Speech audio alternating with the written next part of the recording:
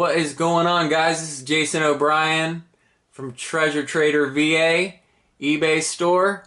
Got some pretty awesome freediving scuba spearfishing mask here that we want to let you get a look at and see what we got in stock. So yeah, let's just give a quick run through on each of the masks and kind of tell you what they're retailing for right now on the eBay store. Starting off, we got the Tesla GoPro mask. Comes with a nice aluminum thumb screw. Makes it real easy for working with wet hands. Comes with a nice little case there. And yeah, that is retailing for $39.99. Free shipping. On to the brand new Salva Trinity GoPro mask. Super low volume, super high quality, and right now this is $59.99. That may change. That may go lower. We've only got a few of these in stock. We're waiting on more stock. So once we get stocked up, the prices will probably come down a little bit. And on to this is the Deep Gear GoPro mask. I add these nice aluminum thumb screws as well to these guys. One-piece solid tempered glass. Little bit more volume, but that kind of helps add a little more suction to the face. These are great for medium to large faces. On to really popular Marc's Viper. This is a really nice silicone on this one. Nice supple, soft silicone, low volume, and that one is retailing for $39.99. That guy right there, no, I'm sorry. This one's $59.99, and this one is $39.99. So back to the Viper. Yeah. Really nice mask here. $59.99. Comes with a nice plastic case. And onto the Viper copy. This is made by Deep Gear as well. And this is a really high quality mask. This one sells for $34.99, I believe. And really low volume, almost exactly the same as the Viper, but a little lower quality on the silicone. Maybe a little thinner silicone. Whereas this has a little thicker silicone, but yeah, price difference, $25 cheaper. Tough call. Really good mask too. On to the 03 by Omar. So, really nice mask, really low volume. Comes with a nice case. And onto, so yeah, that 03, how much does that cost? That one, I believe, is somewhere around $59 as well. So on to the Technisub. This is the most expensive mask that I have. It is $79, and yeah, a lot of world champion freedivers use this to reach the you know, crazy depths. And a little less well-known brand here in the States. This is the Seek Cama 1. Nice camouflage mask. Super soft silicone. Really high quality. Had a lot of people try this on and been really impressed with it. Another Omar UPM1. Very similar to the 03. Maybe even a little bit lower volume. It's hard to say, but yeah. And then the super popular Omar Alien, really high quality mask. This is the mirror version, which is probably the more popular of the two. So yeah, there you go.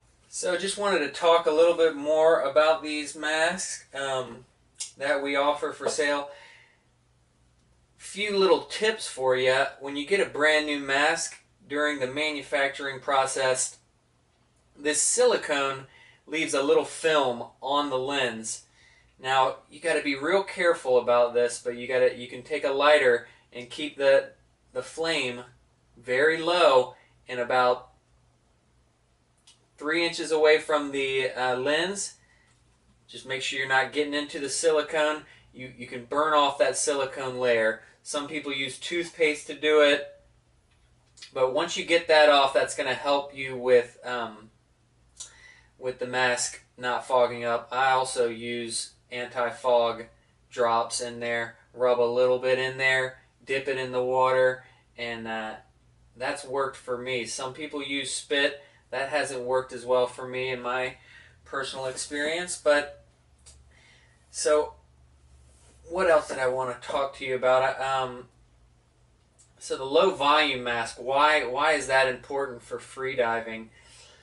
See, when you go down to deep depths, your mask is going to start squeezing against your face, and you need to blow out through your nose to equalize your mask. So this is probably beginner diving information, but yeah, just a little bit on that. And the reason you want freedivers like low volume masks is so you don't have to breathe out as much as your oxygen, because you're trying to conserve that, obviously. So that is why these low volume masks are more popular with the freedivers, and also makes them a little more streamlined, so you don't have a bigger bulky mask that's slowing you down. But if you're not too concerned about, if you're not going super deep, these more volume masks can offer a little bit more suction power, because when you have a low volume mask, you may not be getting as much suction ability out of it, if that makes sense. But that suction ability all comes down to fit. Now, talking about fit, all of these masks fit good on me. I can put them on and get a good seal. They have to move them around a little bit, but once you lock them in, they're locked on. And so my wife has this problem where she has to hold her nose whenever she goes underwater. Basically, she doesn't have the ability to lock off your nose and not let air go in there. Basically, this is something I've done since I was a kid, so it comes natural to me, but I just take the back of my tongue and kind of push it up to the roof of my mouth, and I lock off my nose. You hear me talking, sound like I'm talking very nasally. That's because I've got my nose locked off. So when I put my mask on, the air doesn't seep out through the nose. If you don't have the ability to do this, it's going to be very hard for you to find a mask that seals properly. So what else? So yeah, that's so just wanted to talk a little bit about how to try these masks on. What I do is I make sure to shave my mustache. Having a little bit of stubble there can definitely stop the seal. If you're not willing to do that, you can try maybe a little Vaseline. I've heard works. Also, I like to shave all of these little fine hairs that are in the top of my forehead and all around the mask area. That really helps for an awesome seal. So what you want to do is flip this on the other side. You want to be able to have this mask seal on your face without any type of help from the back. This thing you want to wear loosely anyways, so you don't want that too strapped down, pulling on you. And you want to just lock your nose again. You may have to move the mask around a little bit to find the perfect spot, but yeah. So you just want it to lock onto your face and be able to feel your nose. It's not pitching your nose. Your nose is fitting in the nose slot comfortably.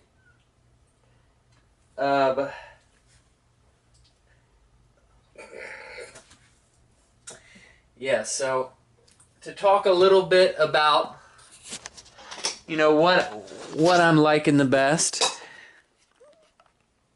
I'd say out of the GoPro mask, this is a little bit more money, but they're all fitting me really well. I think this one might be a little bit better for slightly larger faces, and this one's fitting me perfect, as well as this one. This Mars Viper is super, maybe not the lowest volume, but really low volume and super comfortable silicone there. That silicone on this Viper is thick but super soft as well. So this one's also fitting really, really nicely. And these two are probably the lowest volume of all of them, and somehow they managed to suction on my face extremely tightly. These, I mean, I'm really liking these two Omar masks, as well as the mirror. That's probably the most popular of the three. But what else to say about this guy right here? That's a really popular one, the Aqualung Technosub Micro Mask.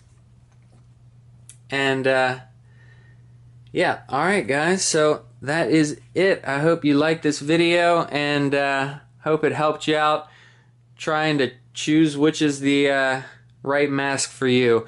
You guys take it easy, and I'll catch you next time.